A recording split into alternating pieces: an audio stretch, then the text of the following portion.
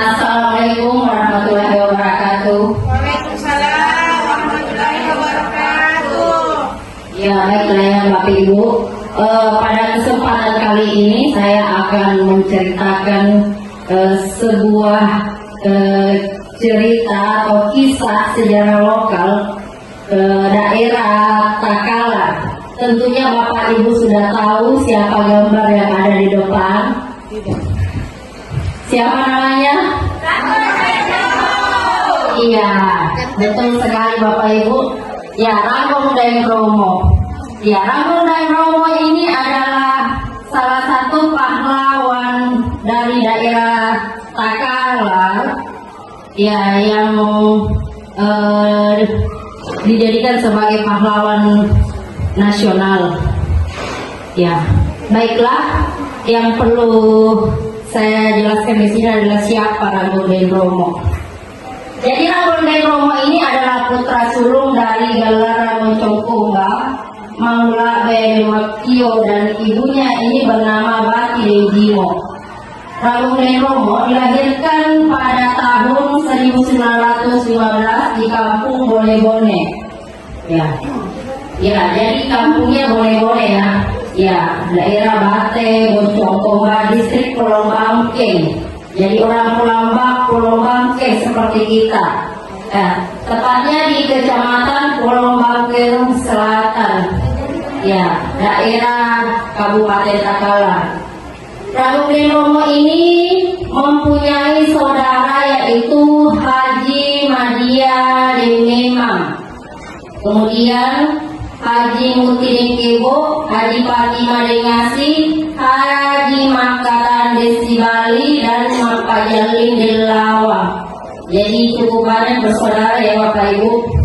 Ya, Galarang Moncongkomba Maula B adalah paman dari beliau. Jadi paman sepupu Karaeng Pulau Bangkeng yang bernama Haji Pajonga Dengale.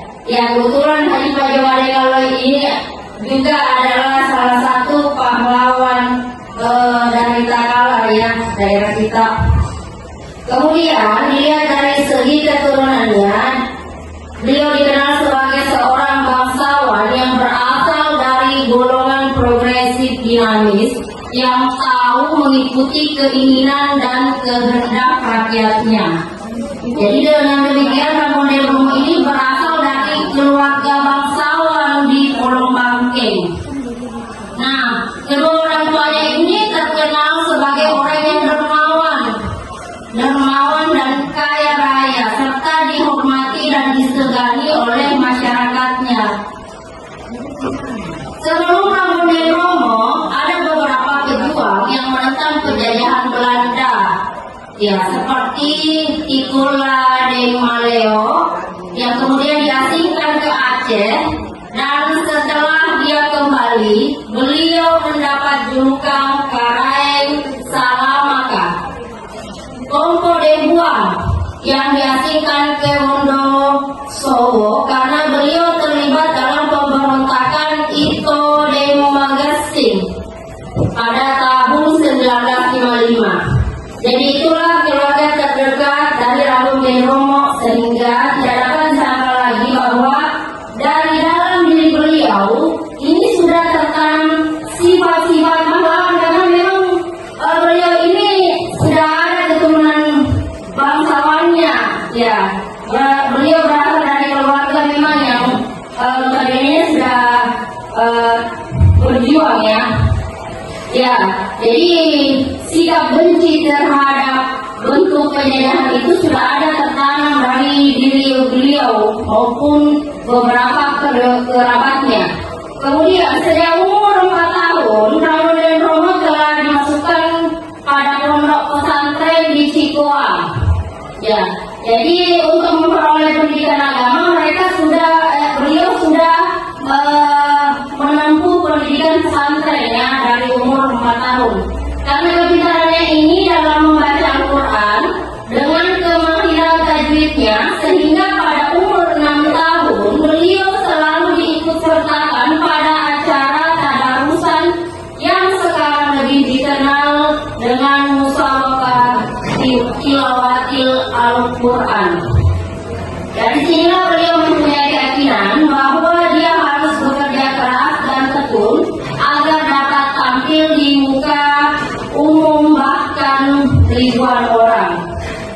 Kemudian setelah tamat dari pesantren Cikoang, beliau kembali bersekolah di Inland School 2E di Kota Makassar. Selama beliau menjalani sekolah di Kota Makassar, beliau menumpang kepada keluarga dekatnya yang ada di pinggir kota. Berkat ketabahan dan keteguhan beliau dapat menyelesaikan Inland School pada tahun 1929. Yang sebenarnya Anggoden Romo ini memenuhi syarat untuk masuk ke sekolah di milik Belanda. Ya, jadi sekolah milik Belanda ini berada di Makassar ya. Tetapi karena pendiriannya yang teguh dan tidak menyukai sekolah milik Belanda, beliau kemudian pindah ke sekolah partikuler atau taman siswa. Ada suatu ketika Anggoden Romo sedang mengikuti pelajaran di sekolahnya. Tiba-tiba terjadi penyerangan dari sekolah milik Belanda yang dikenal dengan HIS atau HIS. Anggoden Romo yang pada saat itu berada di sekolah melihat langsung kejadian tersebut, di mana di sekolahnya diobrak-abrik oleh murid sekolah Belanda. Nah, Anggoden Romo ini tidak terima atas kejadian tersebut. Nah, kemudian beliau memimpin teman-temannya untuk menyerang balik. Pada kesempatan lainnya, Anggoden Romo beserta teman-temannya melakukan perlawanan balik kepada sekolah milik pemerintah kolonial Belanda. Karena keseringan memimpin teman-temannya ini dalam menyerang terhadap inflicting this atau TID. Bosan dengan panggilan tersebut, akhirnya orang tua Anggoden Romo memberhentikan Anggoden Romo setelah ia menyelesaikan pelajarannya pada Sekolah Nasional Taman Siswa.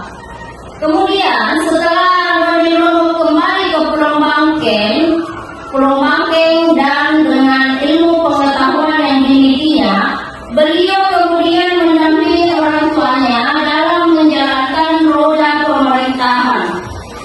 Kemudian beliau sambil mengurus ladang dan sawahnya, yang dimana pada saat itu berladang poncong pomba.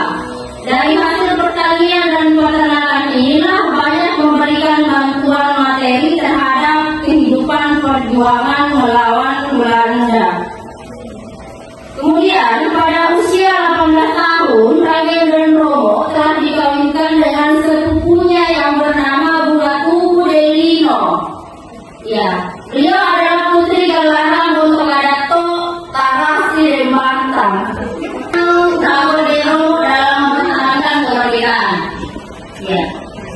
Dengan terbentuknya Gerakan Muda Bajeng pada tanggal 16 Oktober 1945 yang memiliki tujuan yang pertama menyatakan bahwa daerah Pulau Bangkeng adalah wilayah Republik Indonesia. Kedua, menyelenggarakan pemerintahan setempat secara darurat sambil menunggu perintah instruksi langsung dari Gubernur